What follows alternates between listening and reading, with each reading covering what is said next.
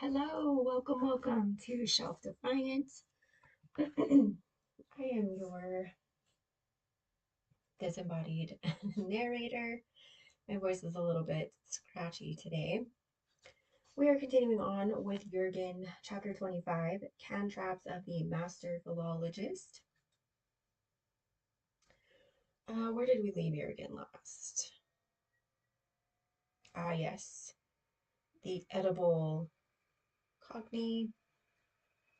All right, now we're going to see what kind of shenanigans Jurgen's going to get into. This is, of course, made available by the amazing people at Project Gutenberg. All right, let's see what happens now. But now, as had been recorded, it was September, and Jurgen could see that Anatias, too, was worrying over something. She kept it from him as long as possible.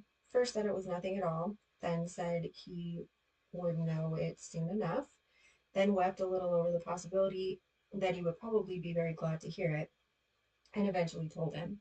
For in becoming the consort of a nature myth connected with the moon, Jurgen had of course exposed himself to the danger of being converted into a solar legend by the philologists, and in that event would be compelled to leave Cocaigne and the equinox to enter into autumnal exploits elsewhere. And Anatias was quite heartbroken over the prospect of losing Jurgen. For I have never had such a prince consort in Cocaigne, so maddening and so helpless and so clever. The girls are so fond of you, although they have not been able to get on at all with so many of their stepfathers. And I know that you are flippant and heartless, but you have quite spoiled me for other men. No, Jurgen, there is no need to argue, for I have experimented with at least a dozen lovers lately when I was traveling, and they bored me insufferably. They had, as you put it, dear, no conversation. And you are the only young man I have found in all these ages who could talk interestingly. There is a reason for that, since, like you, Anatias, I am not so youthful as I appear. I do not care a straw about your appearances, wept Anatias, but I know that I love you, and that you must be leaving me with the equinox unless you can settle matters with the master philologist. Well, my pet, said Jurgen, the Jews got into Jericho by trying. He armed and girded himself with caliburn, drank a couple of bottles of wine, put on the shirt of Nisus over all, and then went to seek this thaumaturgist. Anatias showed him the way to an unpretentious residence where a week's washing was drying and flapping in the side yard.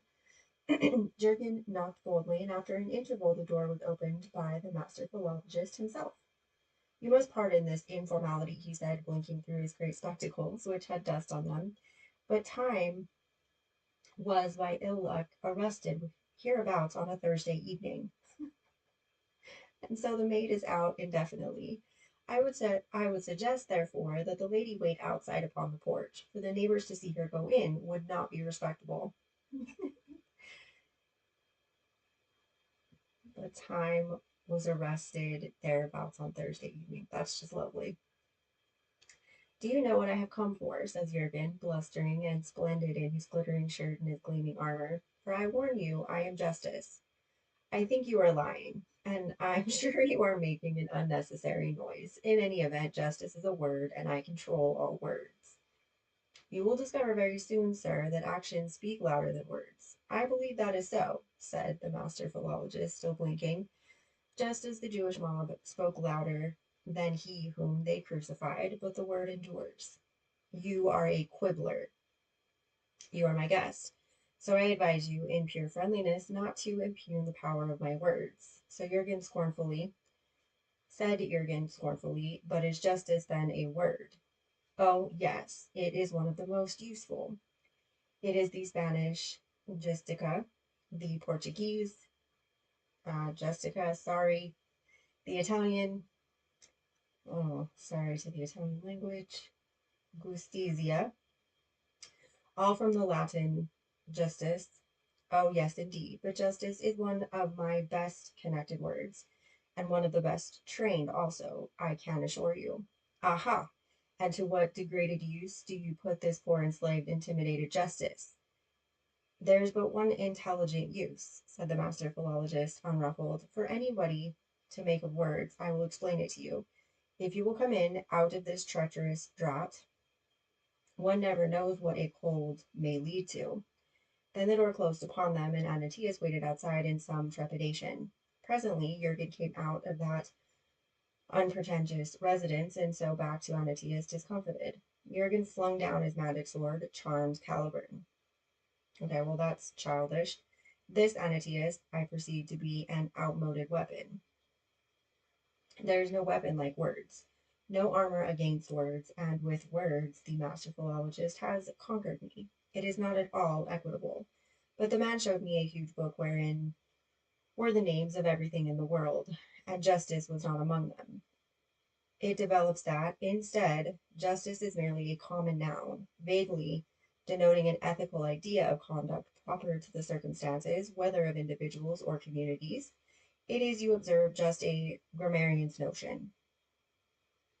But what has he decided about you, Jurgen? Alas, dear Anatius, he has decided, in spite of all that I could do, to derive Jurgen from jargon, indicating a confused chattering such as birds give forth at sunrise. Thus ruthlessly does the master philologist convert me into a solar legend. So the affair is settled, and we must part, my darling. Anatius took the sword, but this is valuable, since the man who wields it is the mightiest of warriors. It is a rush, a rotten twig, a broom straw, against the insidious weapons of the master philologist. But keep it if you like, my dear, and give it to your next prince consort. I am ashamed to have trifled with such toys, says Jurgen in fretted disgust. And besides, the master philologist assures me I shall mount far higher through the aid of this. But what is on that bit of parchment? 32 of the master philologist's own words that I begged of him. See, my dear, he made this cantrap for me with his own hand and ink. And Jurgen read from the parchment impressively. At the death of Adrian V, Pedro Giuliani, who should be named John XII, was through an error in the reckoning elevated to the papal chair as John the 21st, said Anatius blankly. And is that all? Why, yes, and surely 32 whole words should be enough for the most exacting. But is it magic? Are you certain it is authentic magic? I have learned that there is always magic in words. Now, if you ask my opinion, Jurgen, your cantrap is nonsense and can never be of any earthly use to anybody. Without boasting, dear, I have handled a great deal of black magic in my day, but I never encountered a spell at all like this. Nonetheless, my darling, it is evidently a cantrap, for else the master philologist would never have given it to me. But how are you to use it, pray?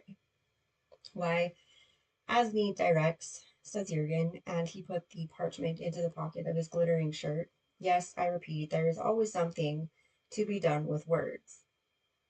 And here are 32 authentic words from the master philologist himself, not to speak of 3 commas and a full stop. Oh, I shall certainly go far with this.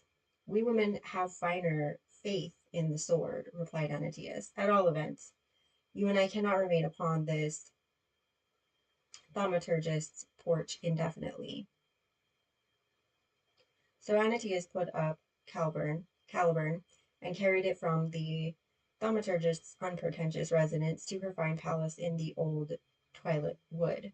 And afterward, as everybody knows, she gave the sword to King Arthur, who, with its aid, rose to be hailed as one of the 9 worthies of the world. So did the husband of Guinevere win for himself eternal fame with that which Jurgen flung away.